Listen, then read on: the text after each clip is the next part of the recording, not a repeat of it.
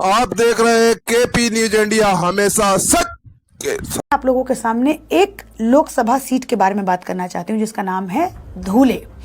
ये जो लोकसभा सीट है धूले, इसके अंदर 6 विधानसभा सीट आती है और इन 6 विधानसभा सीट में से 5 में बीजेपी को कुल 5,75,000 वोट मिले थे। ध्यान रखिएगा इस नंबर को। और कांग्रेस को 3,84,000 वोट मिले थे इन 5 विधानसभा सीट पर। जो गेम चेंजर साबित होता है वो मालेगांव की सीट जो है वो गेम चेंजर साबित होती है। अब जरा इसका आप गणित समझिए। मालेगांव में जो टोटल वोटर्स की संख्या है वो है 2,96,762 और यहाँ पर 78% मुस्लिम आबादी है। अगर हम इस सीट की बात करें तो कांग्रेस को यहाँ पर 1,94,327 वोट्स मिलते हैं, मतलब भारी बहुमत। अगर मैं इस सीट की बात करूं, धूले सीट की अगर मैं बात करूं, धूले लोकसभा सीट की बात करूं, तो 2019 का इलेक्शन, 2014 का इलेक्शन, 2009 का इलेक्शन बीजेपी के जो उम्मीदवार हैं वो भारी मतों से जीतते हैं। और एक और शॉकिंग पॉइंट जो हम लोगों के सामने मालेगांव सीट को लेकर के आता है कि यहाँ पर 43.5% से, मतलब 43.5% वोटर्स यहाँ पे पिछले 5 सालों में, मतलब 19 से 25 के बीच में बड़ी तादाद में बढ़े हैं।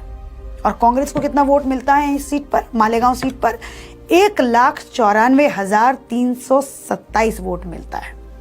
और बीजेपी ये जो धूले सीट है 4,000 भी कम वोटों के मार्जिन से इस सीट को हार जाती है और कांग्रेस जीत जाती है। तो मुझे एक बात बताइए, अगर महादेवपुरा की बात हो रही है तो मालेगांव की बात क्यों नहीं? अगर इल्जाम राहुल गांधी इलेक्शन कमीशन के ऊपर उठा रहे हैं कि वहां पे फर्जी वोटर्स ऐड किए गए, वहां पे वोटर्स की संख्या पिछले 5 साल में बहुत तेजी से बढ़ी है, तो इस सीट पर, मालेगांव सीट पर भी पिछले 5 सालों में 43.5% वोटर्स कैसे बढ़ गए? ये तो 3 सवाल, गंभीर सवाल राहुल गांधी के प्रेस कॉन्फ्रेंस के बाद और तमाम तरीके के सोशल मीडिया के रिएक्शन के बाद साफ साफ उठाए जा सकते हैं, जो कि बेहद गंभीर है और उनको जनता के सामने इन तीनों सवालों का आंसर जरूर करना चाहिए। अब मैं आपको बताती हूँ स्पेशल इंटेंसिव रिवीजन के बारे में। चूंकि मैं खुद बिहार से आती हूँ और बिहार के अंदर स्पेशल इंटेंसिव रिवीजन अभी चल रहा था, फर्स्ट फेज कंप्लीट हो चुका है। इलेक्शन कमीशन ने बताया कि बहुत तमाम तरीके की दिक्कतें थी जिसका समाधान केवल मात्र स्पेशल इंटेंसिव रिवीजन से ही किया जा सकता था।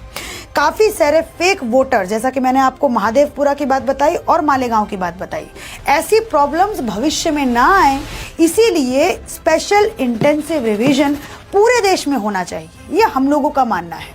मुझे लगता है जितने भी लोग इस वीडियो को देख रहे हैं, जब ऐसी बातें सामने आती हैं कि इलेक्शन टैंपर हो रहा है, वोटों की चोरी हो रही है, तो स्पेशल इंटेंसिव रिवीजन जहां पर फर्जी वोटर का कटाव होना चाहिए, जो डुप्लीकेट वोटर्स हैं उनका खात्मा होना चाहिए, जो अपना प्रदेश छोड़ करके दूसरे प्रदेश में बस गए, जैसे कि अगर मैं अपनी बात करूं तो मैं बिहार की वोटर नहीं, मैं रहने वाली बिहार की हूं।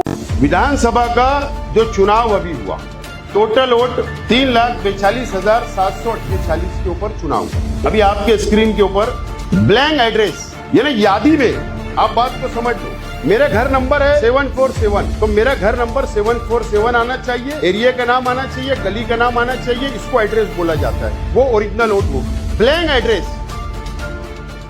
यादी नंबर बताओ, यादी नंबर 207, ये भी ब्लैंक एड्रेस है, ये भी ब्लैंक एड्रेस है, ये भी ब्लैंक एड्रेस है, ब्लैंक, ये आप देख लो, ये पुरावे, इसके ऊपर वोट है।